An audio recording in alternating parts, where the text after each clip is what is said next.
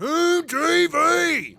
Okay, so here we are, we're in my shed now. This is a bit of an interlude from the turbo bike build, just because things have been a bit busy lately, plus the fact that I've moved from Sydney to Adelaide, which is a fair hike, so I'm not able to get over and see Ben as often as possible, but rest assured we will finish the bike. Now, I want to show you what I own, basically because all my friends know me as a bit of a CBR900 nutter, I guess. Maybe even a addiction could be a problem there, but I've always had a thing for the CBR900s just because I love them so much. They're such a great bike, and at the moment, please don't assume that I'm some rich guy that owns heaps of bikes, because I don't have tons of money. I just happen to own CBR900s because they're good, cheap, affordable bikes, and these days you can pick them up pretty cheap. So to give you a bit of a background of what I have and where I've come from with the bikes, I'll start off with the black bike in the background there. Now that is, I guess, the pride of the fleet. That's Blade Rod. You may or may not have seen it. It's been in a few magazines and stuff like that, but it was a bike I built on a reasonably small budget after owning it as a really neat street bike. And then me and a few really good friends got the bug for stunt riding and called ourselves stunt riders, did a few shows. I had a pretty decent accident on it, broke my leg and took it off the road. And at the time I thought, oh, I'll just clean it up a bit, and one thing led to another and it ended up looking like that. So that bike to us is more than just a bike, because it not only is something that was a creation, I guess, but also it's the bike that in a way brought me and my wife together. Long story, I won't tell you that now, but yeah, that's Blade Rod, and you can see more about it on the website. It's a bit old and out of date, but the bike hasn't changed since I did it anyway. But the turbo bike, I got that one as a daily rider, and I had that as just a stock CBR900, just with a muffler and the regular things like an air filter and braided lines and that, and I rode that around happily for ages. But being part of the Aussie Street Fighters group, I couldn't live with myself owning a bike with handlebars on it like that, and I wanted a bit of this. So we took the fairings off and rode it around for a little while as a street fighter. I loved it, but that was when the bug bit, and me and Ben decided that, yeah, let's make that into something special. Now at the time, I'd had this bike here, which is my track bike, which I'd bought as basically a box of parts off a mate who'd bought it off another guy as a box of parts. It was just leftovers from some stunt bikes and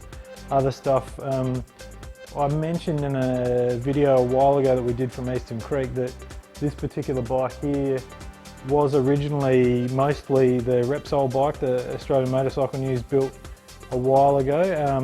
Had a 970cc engine, which I believe was built by Phil Tainton and Hallam Brothers. I did one track day at Eastern Creek on it.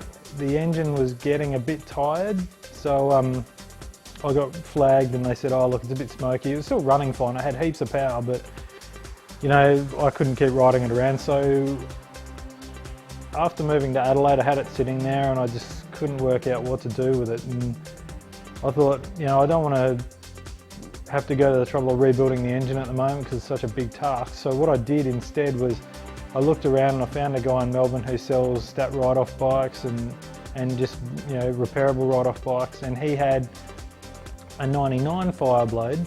So far all the bikes are 98s and 99s, go figure, which he wanted to get rid of cheap. He'd had it there for a bit, and he said the engine was in good condition and it ran fine. So I took it on his merit because he was a friend of a friend, and I bought the bike.